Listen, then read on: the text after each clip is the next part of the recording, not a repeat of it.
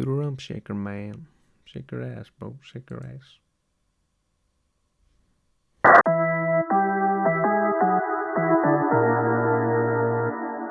Okay, so Naughty Dog has dropped The Last of Us Part 1 official PC features trailer. I'm curious about what they integrated it. I'm not gonna buy it or not even gonna pirate it because it's illegal.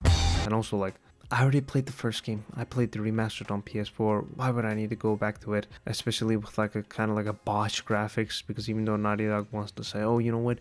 We finally have the capabilities of actually making the perfect lack of a game with those PS5 fucking multi-gigacom of graphics. It's the same game, same story. Why do you keep going back to it? Plus, the best version would probably be the PS3 version, since it's not focused on the graphical aspect of it. Yeah.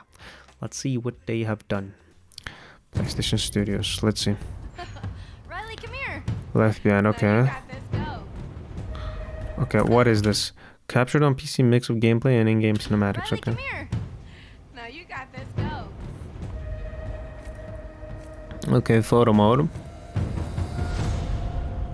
Ultra wide support. Oh. 3D audio.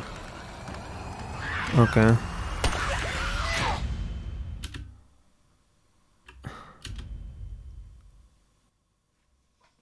Okay, oh.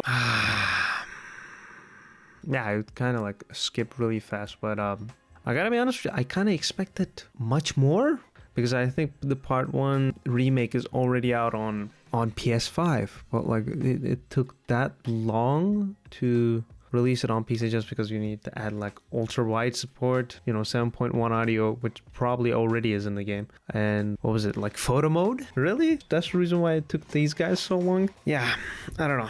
It's hard to optimize games for PC because you don't have a single hardware or two hardware that you have to optimize the games for. There are like thousands of variations that you can do, and to be honest with you, I feel like it's stupid. It's beyond stupid that on PC there are games that are being like poorly optimized, because when you use already made game engines, there's always these features, such as like when I use Unity, for example, there's always the feature where like I can optimize like lighting strength of like a spotlight, or like the character detail quality and stuff like that. If you're in a situation where like your game is extremely detailed, I do believe that when you lower the graphics, the game shouldn't just have like the same amount of polygons with lower texture materials, which a lot of game developers are doing. And I do understand that like not a lot of game developers are as experienced as me, which will sound a bit weird because you're gonna be like, what the fuck, dude, you look young as fuck. Are you sure you're at the same level as those developers that are at like Naughty Dog and stuff? I am. And let me tell you how, buddy, right in 2012 I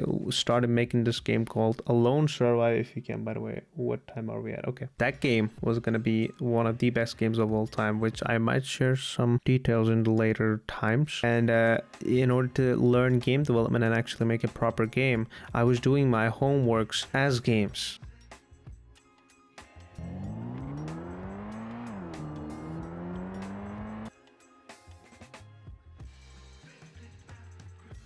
And I learned a few things. I learned how lazy game companies are in order to fit certain things in a certain time frame. Now, does that mean that developers do not have enough time? No, I do believe that a lot of game developers are lazy, and instead of doing their work on time, they put it off for a later time. And when there's a crunch and when there's a due date that comes up, they're like, oh, holy shit, we didn't do this, we didn't do the bug fixes, oh, we didn't do the patch. All the stuff that they have to do on time keeps getting delayed. That's why like these modern game developers are constantly being trashed, because they deserve it. Back in the day,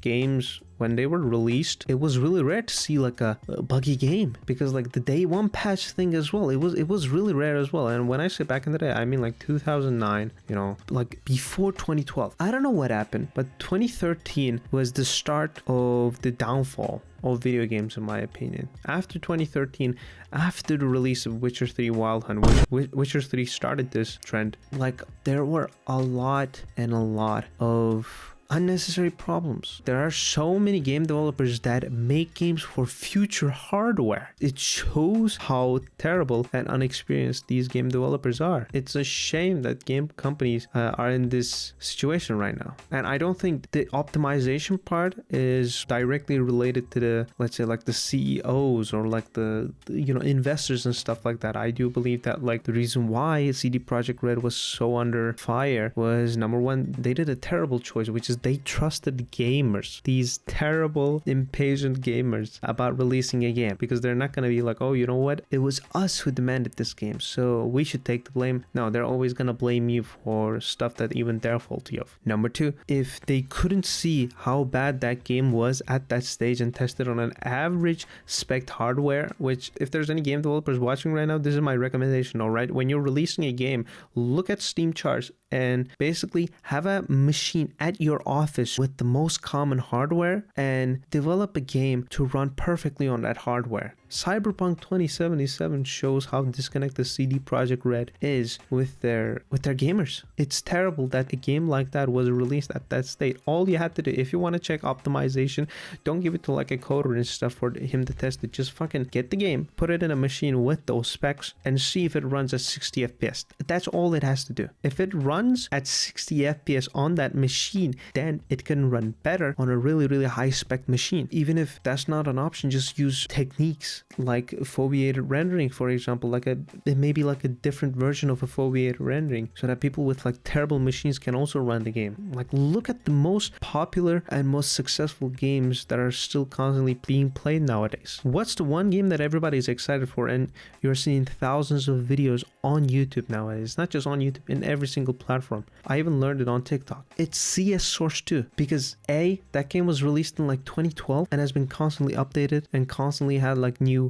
features. B, so many game companies tried to replicate what Valve has done with both Dota and both CSGO back in the day, and they failed miserably because all they care about is earning money, and they do not care about creating a fair game for gamers that they could update for a really, really long time. Like, EA has done the mistake of releasing Star Wars Battlefront 2, which could have been like a DLC for the first game. It was literally so fucking pointless to release a second game. It wasn't really that different graphically, and on top of that, maybe polygon count could have been increased, but that could have been done with an update anyways. But instead of actually like adding constant like updates to the game, they tried to do that with the second game, but after some time they also stopped as well. This is the type of stuff that I do not understand. Valve is the most loyal game company of all time. I'm not saying that they're not going to betray gamers at any level. That could still happen. That happened with like CD Projekt Red was the best game company considered by gamers because of the Witcher series back in the day, for example. After they released Cyberpunk, they lost their place in gamers' eyes. Same thing with Naughty Dog. After Last of Us Part 2 was released, everybody hated Naughty Dog, and rightfully, because the game was terrible. And people are saying, oh, but the graphics and everything like that. You cannot praise a game for its graphics when the only mode is story mode. It's like me saying, oh, you know what, dude, look at this new car that I buy, and it's a fucking Lamborghini with an amazing color, and it looks so fucking shiny because it's so clean without a scratch. It's basically amazing. And when you get in the car and try to run it, it doesn't run. And you check the car and you realize that there's no engine. Oh, you know what, dude, you don't have an engine. How are you even gonna run this car? But it looks cool, right? But dude, it's a car. It has to run. It has to take you from point A to B. Obviously, you need an engine. No, dude, you don't understand. This is a Lambo. It's like that. That's how stupid certain people sound like. It doesn't matter if the gameplay is good. It doesn't matter if the graphics are good. If you're playing a game that is based on story, if it doesn't have any other fucking mode, then it's a shitty game, and there's no argument about it. That's why I'm not saying, oh, arguably Last of Us 2 was a bad game, because it's not arguable. There are literally scientific facts. Like amazing Ben Shapiro says, facts don't care about your feelings. And Last of Us 2 is a terrible game that shouldn't be praised even as this much, and shouldn't even got a season 2. Last of Us TV show could have ended at season 1. Season 2 is going to be fucking terrible, and I also have a video coming for that. What was this video for anyways? Holy shit, I talked for like 15 minutes. You know what? Yeah, I can manage this. Yeah, let's have these reach videos where like I can jump from like topic to topic and not milk you for like constant views. Yeah, look at my nipples. I don't know. Yeah, bye, love you.